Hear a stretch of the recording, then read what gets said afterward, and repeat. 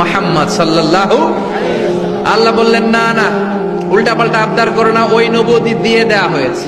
ঈসা বললেন ওকে, আমি পড়েছি ইনজিলের মধ্যে ওই নবীর উম্মতদের এত মর্যাদা, বনি ইসরাইলের অনেক নবীর চাইতে নাকি উম্মতে মুহাম্মাদের মর্যাদা অনেক বেশি হবে। আল্লাহ শেষ নবী আমাকে বানালেন না ওকে, কিন্তু আমার উম্মতকে ওই উম্মত বানান। আল্লাহ বলেন নো, ওইটাও দেয়া হয়ে গেছে, পাবে কে? বিশ্ব নবী পাবে। বিশ্বনবীর উম্মত আমরা হলাম উম্মতে মুহাম্মাদি। আমাদের মধ্য থেকে যারা আলেম হবে, হক্কানি আবেদ হবে, আল্লাহর ওলি হবে, বনি ইসরাইলের অনেক নবীদের চাইতেও তাদের মর্যাদা বেশি হয়ে যাবে। সুবহানাল্লাহ। এবার উনি চোখের পানি ছেড়ে দিলেন। আল্লাহ দোয়া করলাম আমার শেষ নবী বানান, বানালেন না। দোয়া করলাম আখিরি উম্মত আমারে দেন, আমারে দিলেন না। এবার আমি দোয়া করি, এই দোয়া কিন্তু ফেলতে পারবেন না। আল্লাহ বললেন করো করো। সাইয়েদনা ঈসা বললেন আল্লাহ তাহলে আপনি আমাকে এই পৃথিবীর মধ্যে ওই নবীর উম্মত করে আরেকবার দুনিয়াতে পাঠানো লাগবে। সুবহানাল্লাহ। কবুল করে নিল কে? পৃথিবীতে একজন নবী এখনো মরে নাই, কি নাম?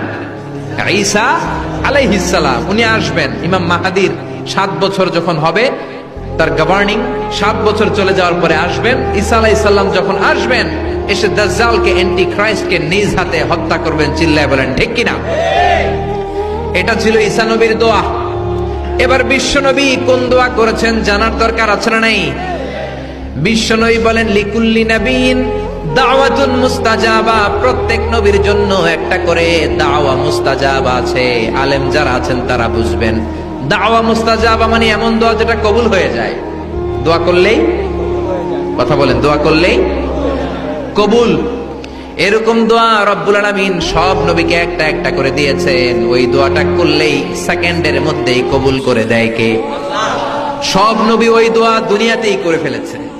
বিশ্বনবী বললেন লিকুল্লি নাবিয়িন দাওয়া মুস্তাজাবা। সব নবীর জন্য একটা স্পেশাল দোয়া আছে, দাও বিহা, যেই দোয়াটা নবীরা দুনিয়াতেই করে ফেলেছে। ওয়া ইন্নী আখতাবিউ দাওয়াতি শাফাআতান লি উম্মতি ইয়াউমাল কিয়ামাহ। আল্লাহু আকবার। আর আমি আমার দাওয়া মুস্তাজাবা স্পেশাল দোয়াটা এখনো করি নাই। আমার দোয়াটা এখনো আমি জমিয়ে রেখেছি। কিয়ামতের কঠিন ময়দানে আমার উম্মত যখন বিপদে পড়ে যাবে, আমার উম্মতের জান্নাতে যাওয়ার ব্যাপারে ঝামেলা লেগে যাবে, আল্লাহর অনুমতি ক্রমে শাফাত করে করে আমি আমার উম্মতদেরকে জান্নাতে ঢুকিয়ে দেব। তখন আমি ওই দোয়াটা করব।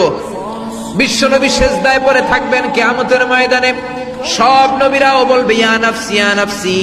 কেউ যখন আল্লাহর কাছে যেতে পারবে না, সবাই মিলে বিশ্বনবীর কাছে যাওয়ার পরে বিশ্বনবী তখনও মাথা তুলবেন না। বিশ্বনবী কপাল